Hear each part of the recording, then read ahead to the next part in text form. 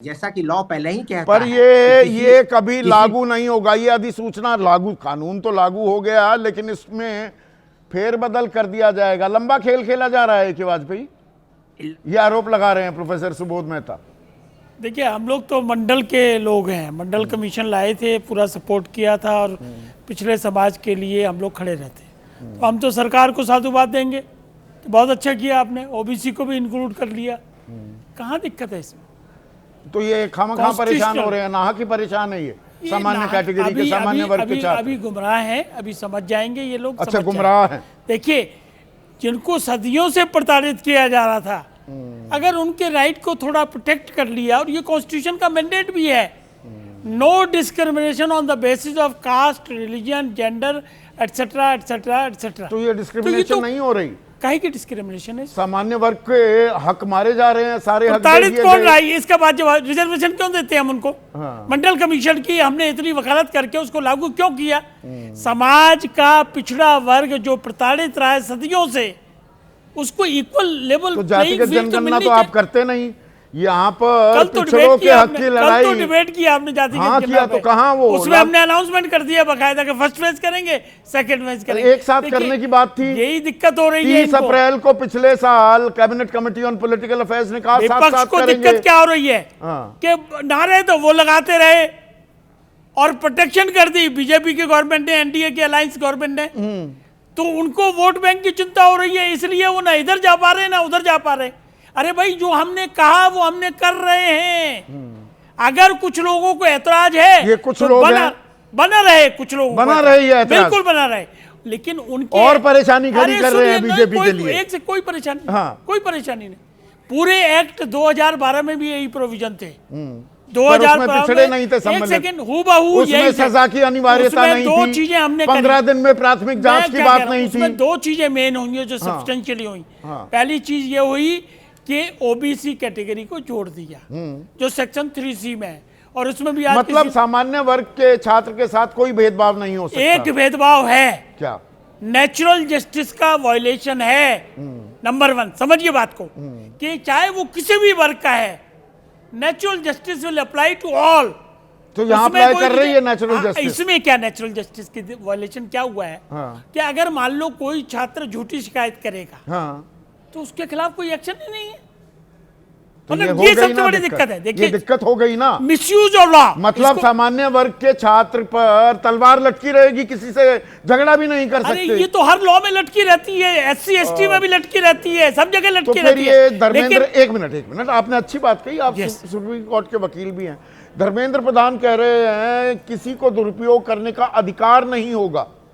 अरे मैं केस आप पर कर दूं गलत, ये तो अधिकार दे दिया ना आपने मुझे। अधिकार जनरल लॉ में है कि अगर आप करेंगे तो मैं आपके खिलाफ एक्शन ले सकता हूं, लेकिन as per the within the parameter of university है। मैं स्कूल से ही बाहर, मैं कॉलेज से बाहर निकल गया, क्या करूंगा?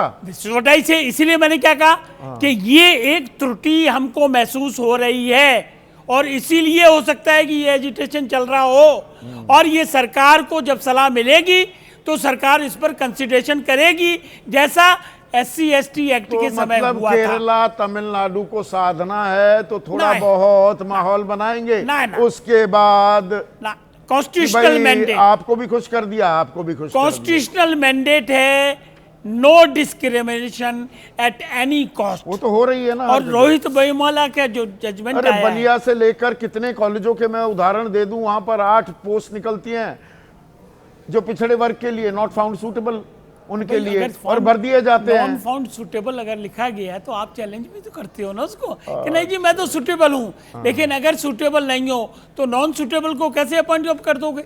देखिए, सबका साथ सबका विकास सही मायनों में लागू हो रहा है। एक एक्सेप्शन को छोड़ के हम सरकार को दोबारा से, आप ऐसे ताल ठोक कर जो बोल रहे हैं, बीजेपी वाले क्यों नहीं आ रहे ये कहने के लिए?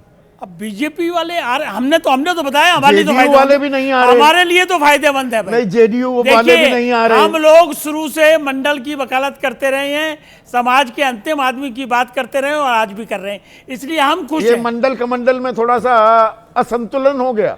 कोई असंतुलन नहीं, हम तो मंडल वाले लोग हैं, हमारे लिए कोई, आपके लिए ठीक है, हम लोग, आप बीजेपी के लिए दिक्कत पैदा कर रहे हैं। कोई दिक्कत नहीं, उनको भी SC ST एक्ट का मैंने उदाहरण दिया, डाइल्यूट किया था सुप्रीम कोर्ट ने, इसी बीजेपी ने उसको ठीक किया। तो हो सकता है कि इसमें जो त्रुटि जरा सी महसूस हो रही है हमको, उसको ठीक किया जाएगा समय आने पर। उसको उसमें ठीक कहाँ किया दिक्कत है? जाएगा। सरकार बदलती है अपने आप के विचार भी बदलती है। आपको याद होगा पीछे भी कई बार हुए हैं चीजें। अच्छा, अभी बदल जाएंगे तो ये कानून सही है गलत है? प्रोफेसर सतीश प्रकाश, आज बहुत सारे प्रोफेसर हैं, सिर्फ प्रोफेसर कह के भी संबोधित नहीं कर सकता हूं आप में से किसी को। जी संदीप जी नमस्कार। देखिए संदीप जी, इस कानून को, इस रेगुलेशन को लेकर के कुछ ज्यादा ही लोग सेंसिटिव होते दिखाई दे रहे हैं। सही से अगर इसको देखेंगे, इसमें कहीं भी ये सच है कि भारतीय समाज के अंदर जाति एक सच्चाई है। अगर जाति एक सच्चाई है तो जातीय डिस्क्रिमिनेशन कहीं ना कहीं रहता है। तमाम संस्थानों के अंदर उसी परिवेश से, उसी सामाजिक परिवेश से लोग आते हैं। मेरा मानना यह है कि कहीं ना कहीं ये कि कैसे मान लिया कि सामान्य जातियों में पैदा हुआ हर व्यक्ति जातिवादी होगा। कुछ थोड़े से लोग होते हैं जातिवादी होने की बात ही नहीं है, बात भेदभाव की है। भेदभाव सिर्फ दलित के साथ या पिछड़े के साथ होता है, सवर्ण के साथ नहीं हो सकता क्या? जमाना बदला ही नहीं है क्या? बिल्कुल अभी तक तो नहीं। देखिए संदीप जी, अभी तक के जो आंकड़े होंगे उनके आधार पर ये तय होता है। आमतौर पर, सामान्य तौर पर 99% जो जातीय उत्पीड़न के जो मामले आते हैं वो जो SC, ST और OBC वर्ग के लोगों के खिलाफ ही होते हैं। मैं एक छोटी सी आपको बात बताता हूं। 2023 में भारत के शिक्षा मंत्रालय बाकायदा संसद के सामने आंकड़े पेश करते हैं।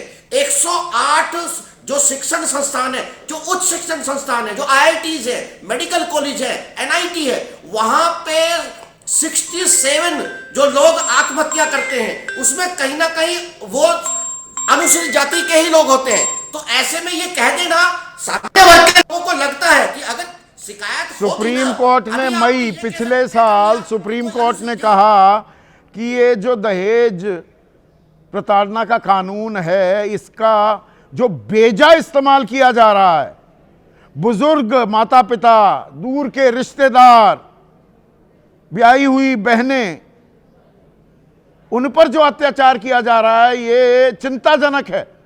और यही बात SC, ST अट्रॉसिटीज एक्ट के बारे में कहा गया। कानून का बेजा इस्तेमाल, कानून और मुकम्मल हो सकता था कि नहीं हो सकता था? संदीप जी, अगर कोई व्यक्ति कानून का मिसयूज करता है, उस कानून का मिसयूज रोकने की जिम्मेदारी सिस्टम की है।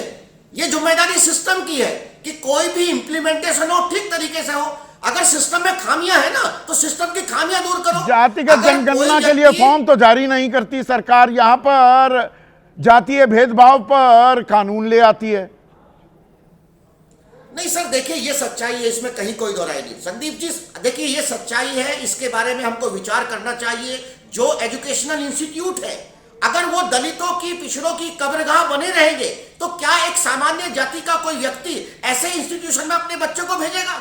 जिस इंस्टीट्यूशन के अंदर आत्महत्याएं होती हो, उस आत्महत्या का प्रभाव सब लोगों के पड़ता है।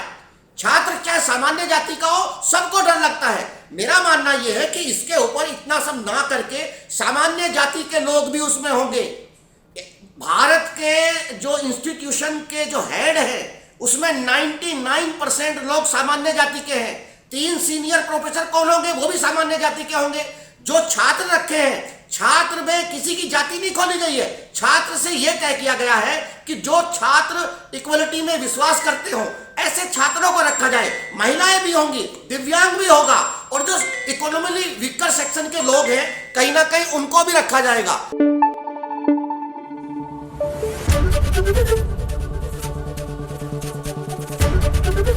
ABP न्यूज आपको रखे आगे।